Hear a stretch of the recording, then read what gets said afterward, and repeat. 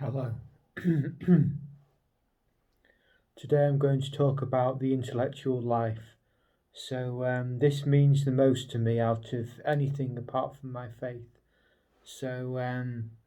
Generally speaking, I try and follow the intellectual life on a daily basis, and this really replaces formal work for me because I've got a long-term severe illness, mental illness, and that prevents me from doing formal work. So I've dedicated my time to pursuing intellectual studies, and I think that's the best use of my time, really.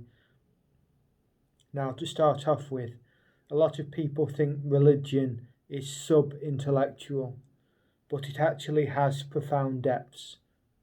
There's profound spiritual depths, profound intellectual depths.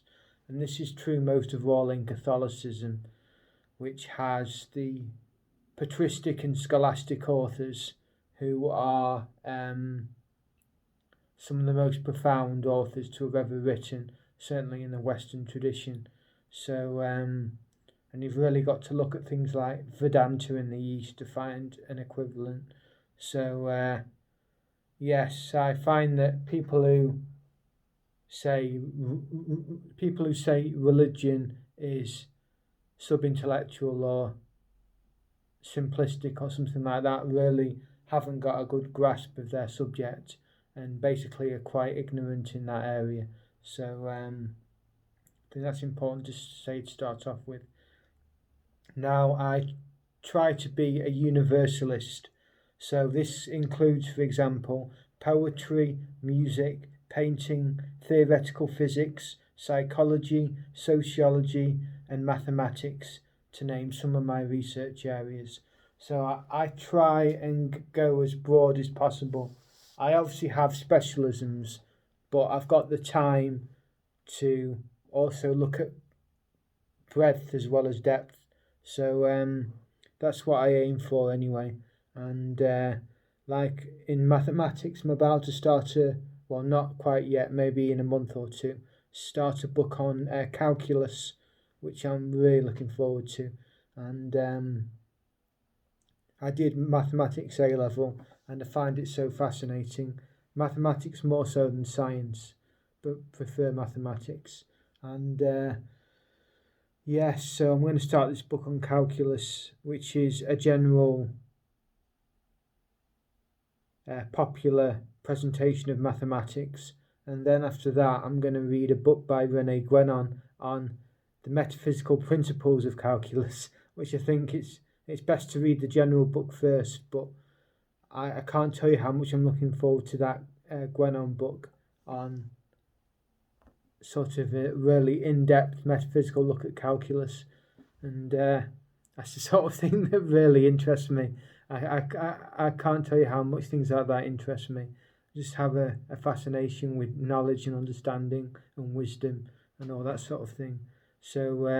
That's just one example, and obviously my staple is like poetry and music and philosophy and that sort of thing. That's my staple reading, especially philosophy and spiritual works. But as I say, I aim for breadth, so I try and incorporate all subject areas. Now, intellectual study is an end in itself, like art for art's sake. It's the same principle, but also the aim is to improve the soul. So it has a moral function, it has a spiritual function. The